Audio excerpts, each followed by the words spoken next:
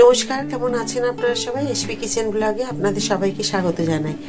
তো আজকে আপনাদেরকে দেখাবো ইলিশ মাছের, সেটা আপনাদেরকে দেখাবো। আর এখানে আমি মশলা নিয়ে নিয়েছি, দেখুন সামনে থেকে দেখাচ্ছি। একটু কালো সর্ষে, একটু বেশি করে পোস্ত, আর নিয়েছি শুকনো লঙ্কা।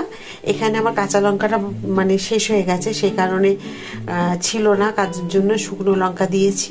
আর দিয়েছি এক টুকরো সামান্য, হাফ ইঞ্চির থেকেও কম, একটু আদা কুচিয়ে নিয়েছি। বা সেইগুলোকে আমি মশলাগুলো এখন বেটে নেব। তো শেষ পর্যন্ত ভিডিওটা দেখার জন্য আপনাদেরকে অনুরোধ রইল যে আমি কিভাবে করছি ইলিশ মাছকে রান্নাটা, তো সেটা আপনারা অবশ্যই দেখবেন। তো সাথে থাকুন। এবার আমি কড়াইয়ে তেল গরম হয়ে গেছে, তারপরে দিয়ে দিলাম মাছের টুকরো। তো আপনারা দেখতেই পাচ্ছেন খুব একটা বড় মাছ নয়। তো আমি ভেবেছিলাম অন্য একটা রান্না করব, তো যাই হোক সেই কথা আমি পরে বলছি। এখন আমি দেখুন মাছগুলোকে একটু ভেজে নেব। তো অনেক সময় কাঁচা মাছেরও রান্না হয়, কিন্তু আমরা সবসময় একটু মাছ ভেজে নিই। আবার দেখুন মাছের মধ্যে তেলও বেরিয়েছে অনেকটা। ছোট্ট মাছ হলে কি হবে, খুব ভালো কিন্তু মানে গন্ধ আছে। আর আমি এই যে মশলাটা করে নিয়েছি, ওর মধ্যে হলুদ আর নুন দিয়ে দিয়েছি, দিয়ে একসাথে আমি দিয়ে দিলাম। দিয়ে এখন এই মাছটা মশলাটাকে বেশ ভালো করে নাড়াচাড়া করে নেব। তারপর যখন দেখবো বেশ ভালোভাবে ফুটে গেছে, তখন আমি মাছগুলোকে দেব। তো দেখুন আমি সমস্ত কিছু দিয়ে দিয়েছি। আর কি মশলা করেছি আপনারা তো দেখতে পেয়েছেন, যে আমি কি দিয়েছি: সর্ষে, একটু পোস্ত, একটু আদার টুকরো, টমেটো আর শুকনো লঙ্কা। আপনারা কিন্তু কাঁচা লঙ্কা দেবেন। আর দেখুন ছোট্ট মাছগুলো কি হবে, একটু তেল আর মানে ডিমও বেরিয়েছে। তো খুব সুন্দর এই ডিমগুলো দেখে খুশি লাগলো। তো যাই হোক, আর পাশে একটা তরকারি বাটি নামানো আছে। তো এইগুলো আমি করেছি। তো মাছগুলো আমি দিয়ে দিলাম।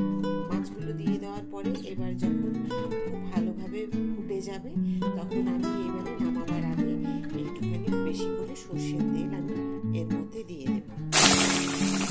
দিয়ে দিচ্ছি দেখুন একটু সর্ষের তেল বেশি করে।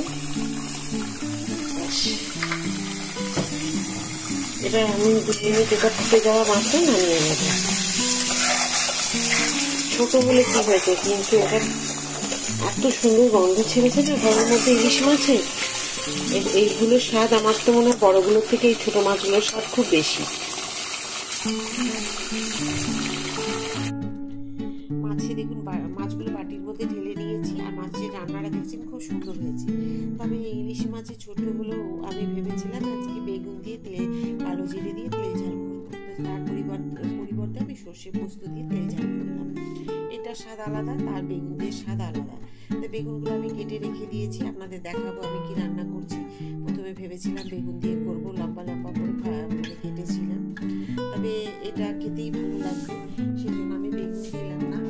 তো যাই হোক, আমার এই ইলিশ মাছের তেল ঝাল রান্নাটা হয়ে গেছে। অবশ্যই একবার এটা রান্না করে খেয়ে দেখবেন, খুব ভালো লাগে এইভাবে রান্না করলে। আর বেগুনগুলো যেগুলো কেটে রেখেছিলাম, দেখুন আমি রাতে রুটি খাওয়ার জন্য আমি তরকারি করে নিয়েছি। একটা গোটা পেঁয়াজ দিয়েছি বড়, আর একটা টমেটো দিয়েছি, কালো জিরে ফোড়ন দিয়েছি।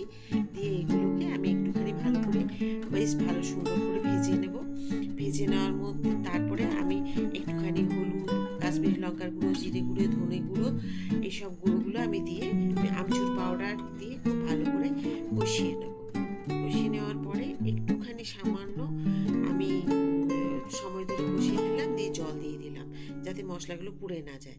তবে আজকে ইলিশ মাছের তেল ঝাল আর এই বেগুনের ঝাল চচ্চড়ি, এটা